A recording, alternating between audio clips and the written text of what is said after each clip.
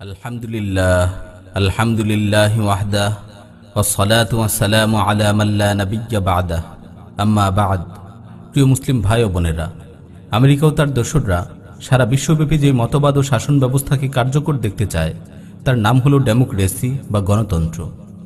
এটি তাদের উদ্ভাবিত এমন এক ব্যবস্থা যার মাধ্যমে তারা মূলত মানুষকে এক নতুন ধর্মে দীক্ষিত করে। অবশ্য এক্ষেত্রে তাদের সবচেয়ে সূক্ষ্ম ধোঁকা হলো গণতন্ত্রকে তারা সরাসরি ধর্ম বলে প্রচার করে না, কেননা একে ধর্ম বলে প্রচার করলে অন্য ধর্মাবলম্বীরা কখনো এটিকে গ্রহণ করতে চাইবে না। এজন্যই তারা গণতন্ত্রকে রাষ্ট্র পরিচালনার পলিসি বলে থাকে। তবে এর চেয়ে উদ্বেগের ব্যাপার হলো বর্তমানের মুসলিম দাবিদার অনেক নাদান ব্যক্তি গণতন্ত্রকে আরও হালকাভাবে দেখে। তারা মনে করে গণতান্ত্রিক এই সিস্টেম সরকার পরিবর্তনের একটি মাধ্যম মাত্র, এর চেয়ে বেশি কিছু না।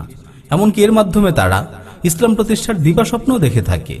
এই কারণেই বর্তমানে আমরা দেখছি মুসলিমদের বিরাট একটি সংখ্যা গণতন্ত্র গণতন্ত্র বুলিয়ে ওড়াতে ব্যস্ত, কিন্তু তারা ভেবেও দেখে না গণতন্ত্র বিষয়টা আসলে কি, ইসলামের সাথে কি আদৌ এর কোনো সম্পর্ক আছে। আসুন আমরা সংক্ষিপ্তভাবে গণতন্ত্রের স্বরূপ সম্পর্কে জেনে নেই। গণতন্ত্রের ইংরেজি ডেমোক্রেসি শব্দটি মূলত গ্রিক ভাষার ডেমোস ও ক্রাটোস শব্দ দুটি থেকে নির্গত। ডেমোস অর্থ জনগণ আর ক্রাটোস অর্থ শাসন বা আইন। সুতরাং ডেমোক্রেসি শব্দের শাব্দিক অর্থ হল জনগণের শাসন বা জনগণের আইন। এটি খুব কঠিন দুর্বোধ্য কোনো অর্থ নয় যে যা বুঝতে হলে বিস্তর ব্যাখ্যা বিশ্লেষণের প্রয়োজন। গণতন্ত্রের শাব্দিক অর্থ থেকে স্পষ্ট এটি ইসলামের সম্পূর্ণ সাংঘর্ষিক ও বিপরীত একটি বিষয়। তবে আশ্চর্যজনক হলেও সত্য, গণতান্ত্রিক প্রক্রিয়ায় ইসলাম প্রতিষ্ঠার স্বপ্নে যারা বিভোর তারাই কেবল গণতন্ত্রের ভুল ব্যাখ্যা বিশ্লেষণ করে থাকে। কারণ গণতন্ত্রকে তার প্রকৃত অর্থে জানলে ইসলাম প্রতিষ্ঠার কথা বলে গণতন্ত্র করার আর কোনো সুযোগই বাকি থাকবে না। তাই তারা এক্ষেত্রে সেকুলার দলগুলোর চেয়েও মুসলমানদের সাথে বেশি প্রতারণা করে, কেননা সেকুলার দলগুলো গণতন্ত্রকে গণতন্ত্রের অর্থেই জানে। গণতন্ত্রের সেই সংজ্ঞায় তারা বিশ্বাস করে যেভাবে গণতন্ত্রের প্রবক্তারা এটিকে সংজ্ঞায়িত করেছে।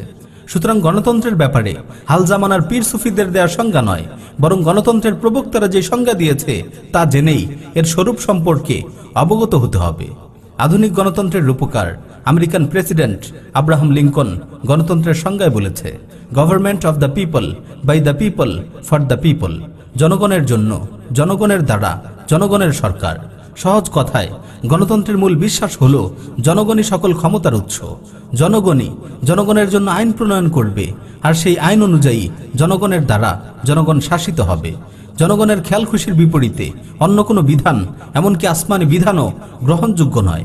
আর এই মূলনীতির ভিত্তিতেই বাংলাদেশের কুফরি সংবিধানের 7-এর 2 ধারায় বলা হয়েছে, জনগণের অভিপ্রায়ে পরম অভিব্যক্তি রূপে এই সংবিধান প্রজাতন্ত্রের সর্বোচ্চ আইন, এবং অন্য কোনো আইন যদি এই সংবিধানের সহিত অসামঞ্জস্যপূর্ণ হয় তাহা হইলে সেই আইনের যতখানি অসামঞ্জস্যপূর্ণ ততখানি বাতিল হইবে।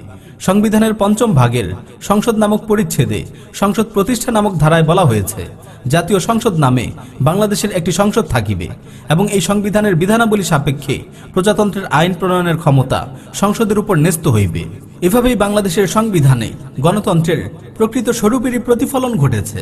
প্রিয় মুসলিম ভাই ও বোনেরা, মুসলিম মাত্রই এই বিশ্বাস পোষণ করে যে সার্বভৌমত্ব ও যাবতীয় শাসন ক্ষমতার মালিক একমাত্র আল্লাহ সুবহানাহু ওয়া তাআলা। পবিত্র কুরআনের সূরা ইয়াসিনের 83 নম্বর আয়াতে ইরশাদ হয়েছে, ফাসুবহানাল্লাযী বিয়াদিহি মালাকুতু কুল্লি শাই। অতএব পবিত্র সেই সত্তা যার হাতে প্রতিটি জিনিসের শাসন ক্ষমতা। কিন্তু গণতন্ত্র বলে জনগণের হাতে শাসন ক্ষমতা, জনগণই সার্বভৌম ক্ষমতার মালিক। মুসলিমদের আকীদা বিশ্বাস হলো আইন প্রণয়ন ও বিধান দানের অধিকার একমাত্র আল্লাহর। পবিত্র কোরআনের বহু আয়াতে আল্লাহ সুবহানাহু ওয়া তাআলা এই ব্যাপারে সুস্পষ্ট ঘোষণা করেছেন। সূরা ইউসুফের 40 নম্বর আয়াতে ইরশাদ হয়েছে, ইনিল হুকমু ইল্লা লিল্লাহ আমারা আল্লা তা'বুদু ইল্লা ইয়্যাহ যালিকাদ দীনুল কাইয়্যিম ওয়ালাকিন্না আকসারান নাসি লা ইয়ালামুন। বিধান দেবার ক্ষমতা একমাত্র আল্লাহর, তিনি আদেশ দিয়েছেন তাকে ছাড়া অন্য কারো ইবাদত করো না। এটাই সরল পথ, কিন্তু অধিকাংশ লোক তা জানে না। সূরা আরাফের 54 নম্বর আয়াতে ইরশাদ হয়েছে, আলা লাহুল খালকু ওয়াল আমর। জেনে রেখো সৃষ্টি এবং বিধান দানের সকল অধিকার একমাত্র তারই। সূরা কাহফের 18 নম্বর আয়াতে ইরশাদ হয়েছে, ওয়ালা ইউশরিকু ফি হুকমিহি আহাদা। বিধান দানে তিনি কাউকে শরীক করেন না। সূরা রাদের 41 নম্বর আয়াতে ইরশাদ হয়েছে, আল্লাহু ইয়াহকুমু লা মুআক্কিবা লিহুকমিহি, আল্লাহ তাআলাই নির্দেশ দেন, আল্লাহ তাআলাই বিধান দেন, তার বিধানকে, তার নির্দেশকে পশ্চাতে নিক্ষেপকারী কেউ নেই। সূরা মুমিনুনের 12 নম্বর আয়াতে তিনি আরো ইরশাদ করেন, ফাল হুকমু লিল্লাহিল আলিয়্যিল কাবীর, অতএব বিধান দেবার ক্ষমতা একমাত্র আল্লাহরই, যিনি সর্বোচ্চ ও মহান।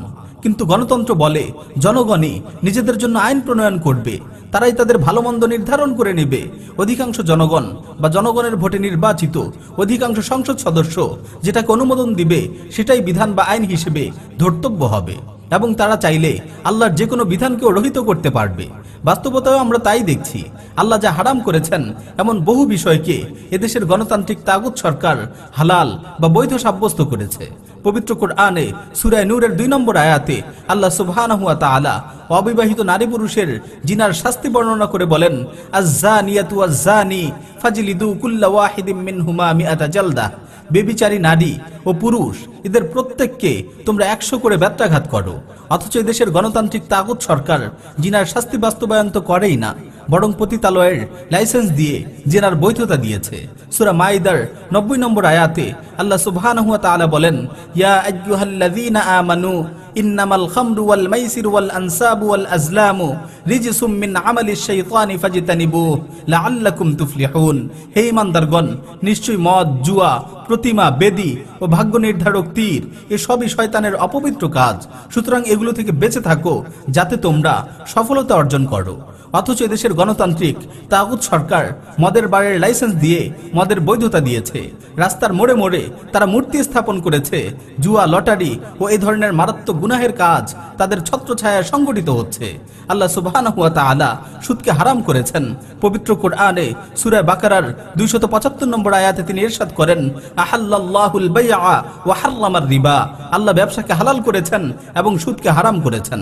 সূরা বাকারার 278 ও 279 নম্বর আয়াতে তিনি আরো বলেন, ইয়া আইয়ুহাল্লাযীনা আমানুত্তাকুল্লাহ ওয়া যারু মা বাকিয়া মিনার রিবা ইন কুনতুম মুমিনিন ফাইন লাম তাফআলু ফাযানু বিহারবিন মিনাল্লাহি ওয়া রাসূলিহি। হে ঈমানদারগণ, তোমরা আল্লাহকে ভয় করো এবং সুদের যা বকেয়া আছে তা ত্যাগ করো যদি তোমরা মুমিন হও, আর যদি এটা না করো তবে আল্লাহ ও তার রাসূলের পক্ষ থেকে যুদ্ধের ঘোষণা শুনে নাও। অথচ দেশের গণতান্ত্রিক তাগুত সরকার শুধু ব্যাংকগুলোর লাইসেন্স প্রদান করেছে, সুদকে অর্থনীতির ভিত্তি হিসেবে গ্রহণ করেছে। আল্লাহ সুবহানাহু ওয়া তাআলা পর্দাকে ফরজ করেছেন, আর বাংলাদেশের কুফরি আদালত রায় দিয়েছে যে পর্দা করতে কাউকে বাধ্য করা যাবে না। এভাবেই এদেশের গণতান্ত্রিক তাগুত সরকার আল্লাহর বহু বিধানকে রহিত করেছে। তারা নিজেদের খেয়াল খুশি মতো আইন প্রণয়ন করে একটি কুফরি সংবিধান এদেশের মুসলিমদের উপর চাপিয়ে দিয়েছে। এসব তারা করতে পেরেছে একমাত্র গণতান্ত্রিক বিশ্বাস ও ক্ষমতা বলে।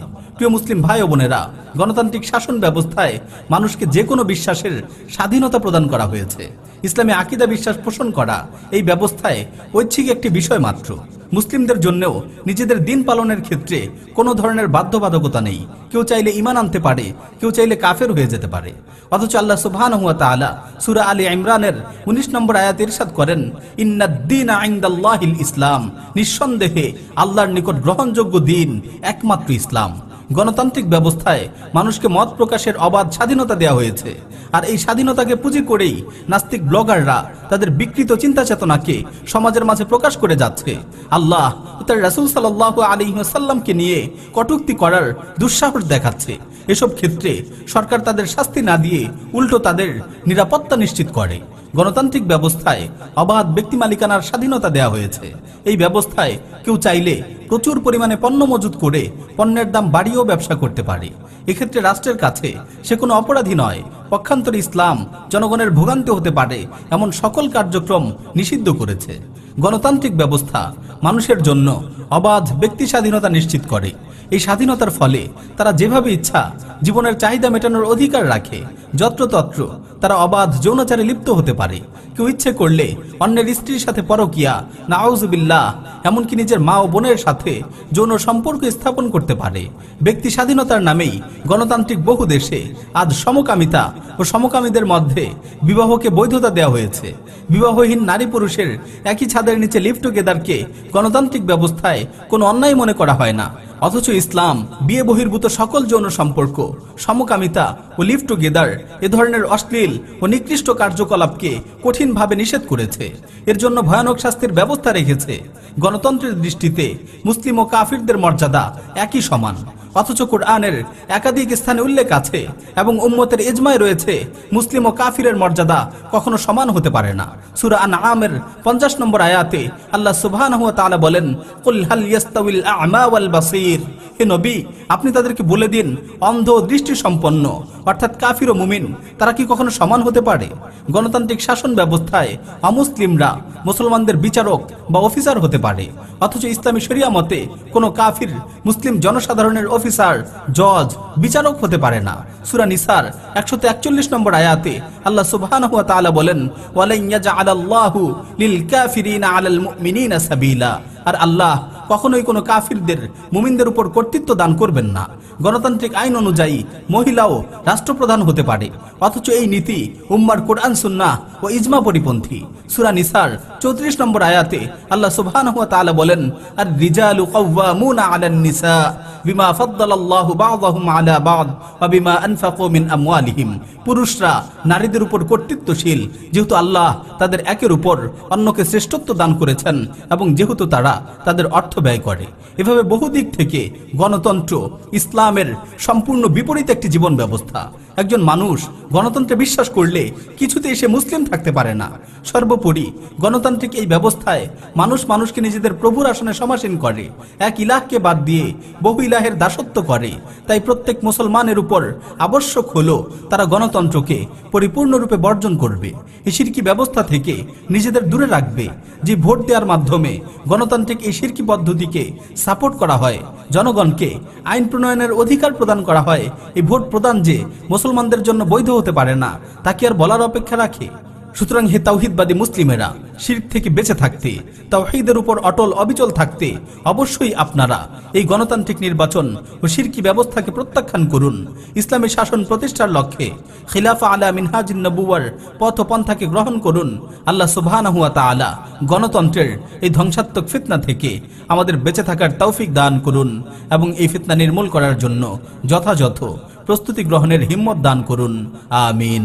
ওয়া আখিরু দাওয়ানা আনিল হামদুলিল্লাহি রাব্বিল আলামিন।